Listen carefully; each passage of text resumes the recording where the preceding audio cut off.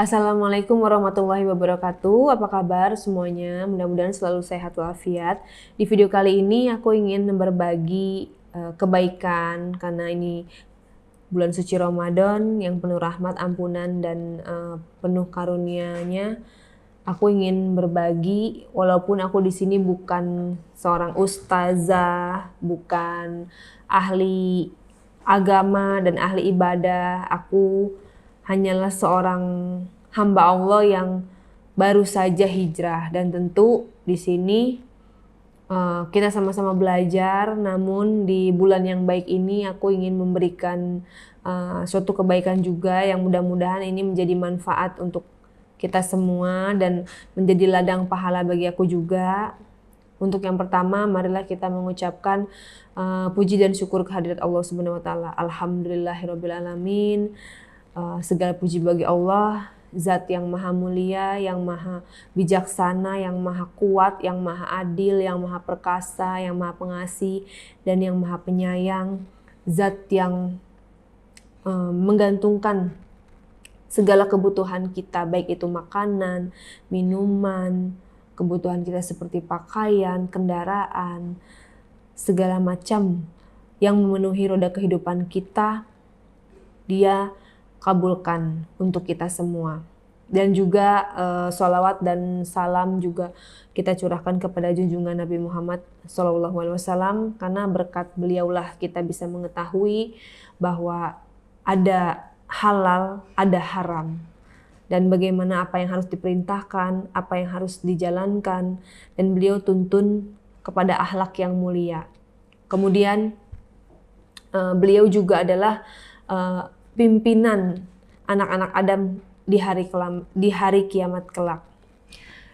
Untuk itu kita mengucapkan selalu alhamdulillah, karena seperti dibilang barang siapa yang mensyukuri nikmat maka Allah akan menambahkan nikmat itu lebih banyak. Dan kita juga harus mensyukuri bahwa kita telah sampai di hari ini bisa bertemu dengan subscriber dan viewer aku sampai saat ini. Aku masih bisa menyapa kalian semua. Itu juga wujud rasa syukur aku terhadap Allah, karena sampai hari ini aku diberikan kesehatan dan kenikmatan untuk tetap berada bersama keluarga dan melaksanakan ibadah sesuai dengan perintahnya. Baiklah, di video kali ini aku ingin berbagi informasi yang aku bisa ketahui, karena menurut hadis, sampaikanlah kebaikan walau hanya satu ayat. Jadi kita sebagai seorang muslim itu wajib untuk menyampaikan kebaikan berupa informasi agama dan kebenaran kepada sesama umat muslim. Di sini aku ingin menyampaikan kebaikan-kebaikan yang aku pelajari juga. Mudah-mudahan ini bisa menjadi amal jariah untuk aku, untuk bekal kita di kehidupan akhirat nanti. Amin ya rabbal alamin. Tema kita kali ini yang aku mau bahas adalah Ramadan, sesuai dengan bulan yang sekarang kita telah lalui, yaitu bulan Ramadan. Apa sih bulan Ramadan itu? Bulan Ramadan adalah puncak seorang muslim mengikuti perbaikan dari sisi spiritual agar kita mencapai tingkat ketakwaan. Ketakwaan itu dimana kita bisa bilang adalah menjalankan segala perintahnya dan menjauhi segala larangannya. Itu yang disebut takwa, sesuai dengan surah Al-Baqarah ayat 183. Ya ayyuhalladzina amanu kutiba alaikumusyamu kama kutiba alal ladzina min qablikum la'allakum tattaqun. Wahai orang-orang yang beriman, diwajibkan atas kamu berpuasa sebagaimana diwajibkan atas orang sebelum kamu agar kamu bertakwa. Jadi puasa itu diibaratkan sebagai lembaga training terbesar di dunia. Bukan lagi trainer yang dilakukan oleh para profesor-profesor atau trainer-trainer yang dilakukan oleh motivator-motivator terkenal di dunia. Tetapi lembaga training terbesar ini adalah langsung oleh Allah Subhanahu wa taala, yang mana mewajibkan kepada kita seluruh umat muslim di seluruh dunia. Dan Ramadan itu adalah wajib hukumnya, Ibu dan Bapak sekalian. Karena sesuai dengan surah Al-Baqarah 185, beberapa hari yang ditentukan ialah bulan Ramadan. Bulan yang di dalamnya diturunkan Al-Quran sebagai petunjuk bagi manusia dan penjelasan-penjelasan mengenai petunjuk itu dan pembeda antara hak dan yang batil. Karena itu barang siapa di antara kamu hadir di negeri tempat tinggalnya di bulan itu, maka ia berpuasa pada bulan itu. Dan barang siapa sakit atau dalam perjalanan lalu ia berbuka, maka wajiblah baginya berpuasa sebanyak hari yang ditinggalkannya dan pada hari-hari yang lain. Allah menghendaki kemudahan bagimu dan tidak menghendaki kesukaran bagimu. Dan hendaklah kamu mencukupkan bilangannya dan hendaklah kamu mengagungkan Allah atas petunjuknya yang diberikan kepadamu supaya kamu bersyukur. Jadi puasa itu hukumnya wajib. Apabila kita tidak bisa menjalankan puasa pada hari yang ditentukan bulan Ramadan karena sakit dan ada kepentingan yang sangat mendesak sekali, itu harus dibayar di lain hari sesuai dengan bilangan atau terhutangnya, begitu. Dan yang aku pelajari juga dari beberapa ustadz atau ustazah, ulama, Islam itu dibangun di atas 5 perkara. Yang pertama adalah persaksian bahwa tiada Tuhan yang berhak disembah kecuali Allah. Muhammad adalah utusan Allah. Kemudian mendirikan sholat, menunaikan zakat, pergi haji, puasa di bulan Ramadan. Tali Islam dan kaidah agama juga ada 3, dibangun di atas ketiganya. Yaitu barang siapa yang meninggalkan salah satunya, maka ia kafir dan darahnya halal.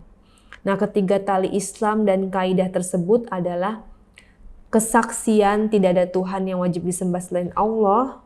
Yang kedua, sholat 5 waktu dan puasa Ramadan. Begitu sangat dasarnya puasa Ramadan bagi umat muslim. Dan begitu wajibnya puasa Ramadan bagi umat muslim. Kemudian kenapa sih kita harus berpuasa? Dari wajib yang tersebut, kenapa harus kita berpuasa? Berikut aku sampaikan manfaat-manfaat puasa. Manfaat puasa secara spiritual itu akan mencapai tingkat derajat ketakwaan seorang hamba terhadap Sang Pencipta. Dan manfaat dari sisi kesehatan juga tubuh kita selama 11 bulan dipakai untuk mencerna makanan dengan berbagai macam rasa, yang pedas, yang asam, yang asin, yang pahit, yang manis, kemudian berbagai macam warna, yang panas, yang dingin. Dan di bulan Ramadan ini saatnya kita untuk diservis atau didetox atau istirahat selama 1 bulan. Jadi baik dari sisi kesehatan. Kemudian Ramadan juga banyak sekali keutamaannya. Yang pertama, hadis riwayat Muslim nomor 233. Nabi Muhammad SAW mengatakan, sholat 5 waktu dari Jumat ke Jumat, dari Ramadan ke Ramadan, selanjutnya adalah penghapus dosa selama dosa-dosa besar dijauhi. Jadi sholat juga adalah penghapus dosa. Dan syarat agar diampuni di bulan Ramadan, barang siapa yang berpuasa di bulan Ramadan dengan penuh hikmat, keimanan, dan yakin akan perintah Allah, dan mengharapkan hanya pahala dari Allah Subhanahu wa Ta'ala, maka dosa-dosa yang telah lalu akan diampuni. Dan sesungguhnya surga itu terdapat 1 pintu yang bernama Ar-Rayyan. Dan dari pintu itulah orang-orang berpuasa memasuki pintu itu pada hari kiamat. Kemudian malaikat menyeru, di manakah orang-orang yang berpuasa? Tidak ada yang termasuk selain orang-orang yang berpuasa. Itu menurut hadis riwayat Bukhari. Selain itu, terdapat malam Lailatul Qadar, yaitu malam 1000 bulan, yang lebih baik dari 1000 bulan. Bayangkan kalau 1000 bulan itu kalau dijumlahkan berarti 84 tahun plus 4 bulan.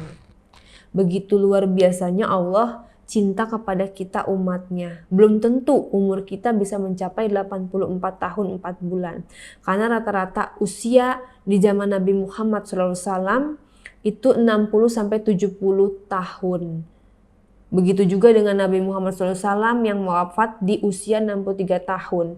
Dan rata-rata umatnya mayoritas mencapai hanya usia 60 sampai dengan 70 tahun. Dan Allah memberikan pahala atau kesempatan yang luar biasa di malam Lailatul Qadar, yaitu sebanyak 84 tahun plus 4 bulan. Seperti itu. Selain itu Rasulullah SAW juga mengatakan sesungguhnya Allah memiliki orang-orang yang dibebaskan dari api neraka dan doa yang mustajab dikabulkan di antara mereka yang berpuasa di bulan Ramadan. Doa orang yang berpuasa itu diijabah oleh Allah dan waktunya yang paling afdol adalah ketika berbuka puasa. Jadi waktu-waktu di saat bulan Ramadan itu semuanya diijabah oleh Allah. Dari mulai subuh sampai dengan malam itu diijabah oleh Allah. Dan yang lebih utama pada saat kita berbuka. Makanya pada saat kita berbuka, selain kita mengucapkan doa buka puasa, langsung kita meminta doa kepada Allah apa yang dihajatkan, insya Allah Allah akan kabulkan. Kemudian hadis qudsi juga yang mengatakan bahwa sesungguhnya puasa dan Al-Quran akan menolongmu di hari kiamat. Wahai Tuhanku, kata puasa, sesungguhnya aku telah menghalanginya dari makan dan minum. Maka tolonglah ia, selamatkanlah ia, aku akan memberikan syafaat untuknya. Dan kata Al-Quran, wahai Tuhanku, sesungguhnya aku telah menahannya dari tidur di malam hari, maka tolonglah ia. Jadi Al-Quran dan puasa akan menjadikan kita atau memberikan syafaat kita di hari kiamat nanti. Itulah keutamaan berpuasa di bulan Ramadan. Kemudian kata Nabi, sesungguhnya amal ibadah anak Adam yang sudah ditentukan kecuali puasa karena dia adalah milikku. Kata Nabi, Allah berfirman, sesungguhnya amal ibadah anak Adam sudah ditentukan kecuali puasa karena dia adalah milikku dan aku akan membayarnya langsung, kata Allah. Kemudian kata Nabi, barang siapa yang berpuasa 1 hari saja, maka Allah akan jauhkan wajahnya dari api neraka selama 70 tahun. Dan sahabat pernah bertanya kepada Rasul, kalau tidak salah Abu Bakar, wahai Rasul, siapakah umat muslimin yang paling cerdas? Jawabannya adalah umat muslimin yang paling cerdas adalah umat yang paling banyak mengingat kematian dan mempersiapkan bekal kematian, dan momentum Ramadan adalah yang paling pas untuk persiapan kita. Jadi sangat pas sekali bulan Ramadan ini adalah momentum untuk kita memperbaiki diri, bermuhasabah diri atau berintrospeksi diri, karena bulan Ramadan ini adalah bulan yang penuh ampunan, bulan penuh rahmat, bulan penuh karunia, dan bulan-bulan ditutupnya pintu neraka dan dibukanya pintu surga. Artinya kita seperti dibuka pintu pendaftaran untuk menuju ke surga. Banyak orang-orang yang ibarat melewati, misalnya melewati universitas. Dia ingin, saya ingin kuliah di sini, saya ingin daftar di sini, tapi dia hanya melewati saja tetapi tidak turun untuk mendaftar. Banyak juga orang-orang yang seperti itu. Dia ingin menuju surga tapi dia tidak melakukan apa yang diwajibkan untuk syarat-syarat untuk masuk ke surga. Ya mudah-mudahan kita termasuk hamba-hamba Allah yang dikasih hidayah dan dikasih karunia sehingga kita bisa tetap melaksanakan ibadah untuk menuju surganya Allah. Di sini juga di bulan Ramadan itu musuh atau syaitan semuanya dibelenggu pada saat bulan Ramadan. Dan bagaimana kita mengisi perbuatan baik di bulan Ramadan? Itu salah satunya Bapak Ibu kita bisa melakukan sedekah. Sedekah itu sangat baik di bulan Ramadan karena pahalanya akan dilipat gandakan oleh Allah. Sedekah itu bisa berupa buku, bisa berupa uang, bisa berupa alat ibadah, misalnya mukena, sajadah. Apalagi untuk orang-orang yang jarang sekali selama 11 bulan, jarang sekali memberikan secara cuma-cuma kepada orang lain, memberikan sodakoh kepada orang lain, atau orang yang sangat kikir, orang yang sangat bakhil, itu saatnya lah di bulan ini mengeluarkan sedikit uangnya untuk membelanjakan di jalan Allah, yaitu untuk bersedekah. Karena sedekah itu tidak akan memiskinkan harta, justru sedekah itu mensucikan harta dan akan menambah harta. Tidak ada sejarahnya dalam dunia ini orang miskin karena sedekah. Justru orang berkah karena sedekah. Jadi mulai dari sekarang, ayo kita bersedekah, kita keluarkan apa yang kita punya, baik itu makanan atau pakaian atau uang. Tetapi di bulan Ramadan ini, sedekah yang paling utama adalah membelanjakan untuk membukakan puasa bagi orang yang berpuasa. Karena memberikan makan untuk orang yang berpuasa, kita akan mendapatkan pahala seperti orang yang berpuasa. Walaupun kita mendapatkan pahala seperti orang berpuasa, bukan berarti kita tidak berpuasa ya. Kita harus tetap berpuasa dan pahalanya juga akan ditambahkan seperti orang berpuasa juga tanpa mengurangi pahala orang yang berpuasa tersebut. Jadi sangat utama sekali sedekah di bulan Ramadan memberikan makanan untuk membukakan puasa orang lain. Kemudian sholat tarawih dan sholat malam. Barang siapa yang mendirikan sholat malam di bulan Ramadan dengan penuh keimanan, yakin akan perintah Allah dan mengharapkan pahala dari Allah, maka dosa-dosa yang telah lalu akan diampuni. Yaitu yang utamanya 10 hari akhir di bulan Ramadan. Nabi Muhammad SAW selalu membangunkan keluarganya, anak dan istri-istrinya untuk melaksanakan sholat malam di hari akhir Ramadan, di hari 10 terakhir Ramadan. Jadi kalau kita melihat dengan kehidupan dunia ini sekarang, malah justru terbalik. Awal puasa di masjid ramai sekali, masjid bersaf-saf sampai belakang. Begitu hari terakhir, hari ke-10, masjid udah mulai sepi, udah mulai kosong karena orang-orang lebih banyak ada di mal-mal, membeli baju, baju lebaran, membuat kue lebaran, terus lebih banyak untuk sibuk untuk duniawi, untuk lebaran. Sebenarnya tidak ada yang dilarang untuk melakukan seperti itu, tetapi alangkah lebih baiknya kalau kita sudah memahami keutamaan Ramadan di 10 hari akhir, mungkin kalau aku bisa sarankan, kita bisa beli bajunya, bisa online, atau di awal-awal puasa, sehingga pada 10 hari akhir kita tidak akan mengganggu ibadah yang sangat utama tersebut.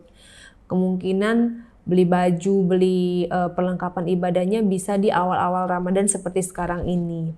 Jadi di 10 hari akhir kita bisa fokuskan untuk ibadah mencapai malam Lailatul Qadar. Kemudian membaca Al-Quran. Membaca Al-Quran tersebut mempunyai keutamaan tersendiri di bulan Ramadan.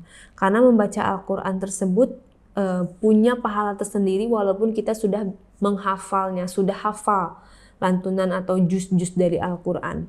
Jadi Al-Quran ini selain dibaca, bisa dihafalkan, bisa ditadaburi, bisa juga ditafsirkan dan diamalkan. Banyak sekali dari Al-Quran yang bisa kita pelajari, dan itu adalah petunjuk atau pedoman umat muslim di seluruh dunia.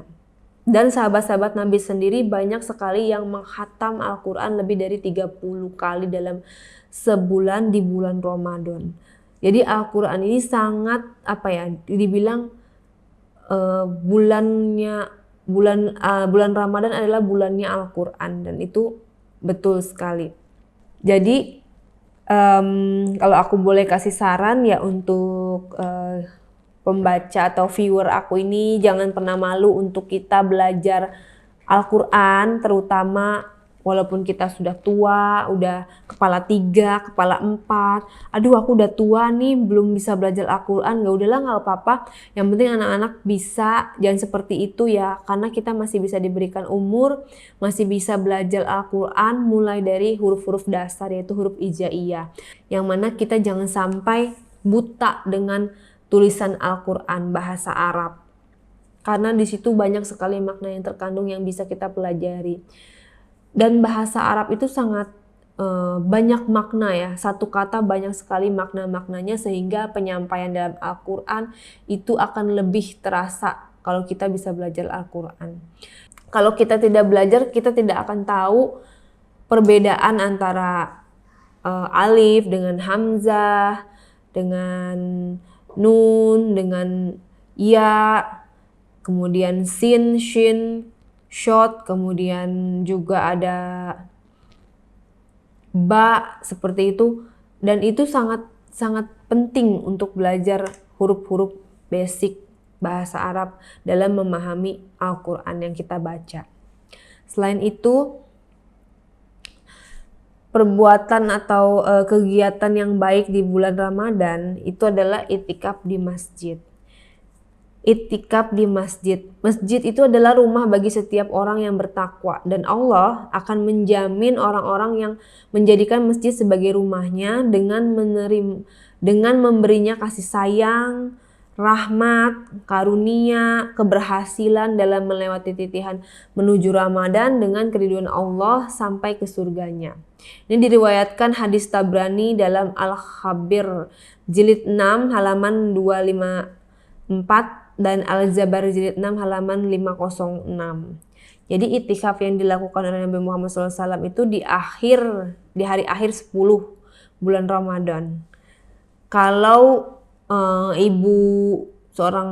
untuk wanita sebenarnya dibolehkan, cuma harus mendapatkan izin dari walinya. Walinya tersebut bisa suaminya, atau untuk budak atau hamba sahaya. Mungkin sekarang udah nggak ada budak ya, udah nggak ada sama.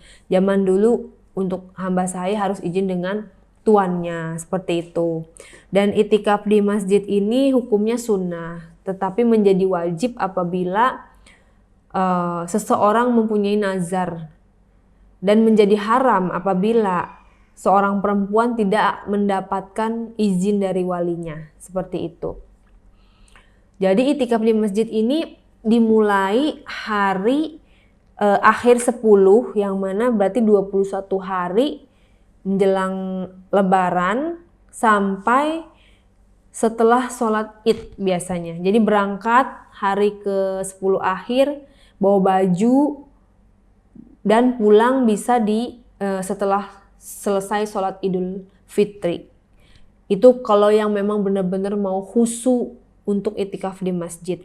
Tetapi bisa juga kita meninggalkan masjid atau keluar dari masjid kalau misalnya ada uzur syar'i, misalnya ada kepentingan seperti mencari nafkah di siang hari, kita bisa keluar, tetapi yang paling afdol adalah kita kembali ke masjid di malam hari. Atau kalau masih banyak halangan uzur syar'i juga, bisa di malam-malam ganjil dari mulai hari ke-10 di akhir Ramadan sampai ke sholat Idul Fitri. Tapi khusus di malam-malam ganjilnya saja. Karena malam Lailatul Qadar itu adanya di malam-malam ganjil di hari 10 akhir Ramadan. Dan Nabi Muhammad SAW juga pernah mengantarkan Syafiyah, istrinya Nabi, pada saat Sofia ya, mengantarkan makanan ke masjid untuk Nabi. Kemudian Nabi mengantarkan Sofia pulang ke rumahnya sebentar, kemudian beliau kembali lagi ke masjid untuk melakukan i'tikaf, seperti itu. Itu saja yang bisa aku sampaikan. Ya, mudah-mudahan Ramadan kali ini adalah Ramadan yang bisa menjadikan Ramadan yang terbaik dalam hidup kita sepanjang sejarah. Mungkin tahun-tahun lalu belum terlalu baik ibadahnya, mudah-mudahan tahun ini menjadi yang terbaik, karena kita tidak pernah tahu setelah ini kita masih hidup atau tidak. Maka dari itu kita harus maksimal dalam setiap ibadah. Ada pernah satu cerita mengatakan ada satu hamba yang sudah divonis oleh dokter yang akan diprediksi umurnya menjadi 3 bulan lagi. Karena dia sakit dan lain hal, diprediksi 3 bulan lagi dokter pun sudah menyerah, sudah angkat tangan, kurang lebih 3 bulan lagi masa hidupnya dia. Mungkin kalau ibu atau bapak divonis seperti itu, pasti akan bertobat, akan berpuasa, akan ngaji sebanyak mungkin, semaksimal mungkin, karena tahu vonisnya 3 bulan lagi, akan meminta maaf kepada orang yang pernah berbuat dosa, kita pernah berbuat dosa kepadanya, kemudian meminta maaf kepada Allah, bersedekah, puasa, ngaji, dan lain-lain. Tetapi untuk kita umat muslim tidak perlu untuk menunggu vonis dokter baru kita akan melakukan ibadah. Bagi setiap muslim adalah kesadaran bahwasanya kita tidak akan pernah tahu umur kita sampai batas mana. Oleh karena itu kita harus maksimalkan ibadah kita semaksimal mungkin untuk mengharap pahala dan ridhonya Allah. Andaikan kita beribadah, kita harus menganggap ibadah kita adalah ini ibadah yang terakhir. Ibadah yang terakhir kalinya, sehingga kita bisa khusyuk dan mengutamakan akhirat dalam hidup kita. Baiklah, sekian dari aku. Mudah-mudahan bisa mengambil manfaat apa yang aku sampaikan ini. Dan di sini aku bukan ahli ibadah, aku juga bukan ustazah. Aku di sini hanya menyampaikan kebaikan. Pokoknya apa yang salah itu kekurangan dari diri aku, dan apa yang baik itu sumbernya dari Allah Subhanahu wa taala.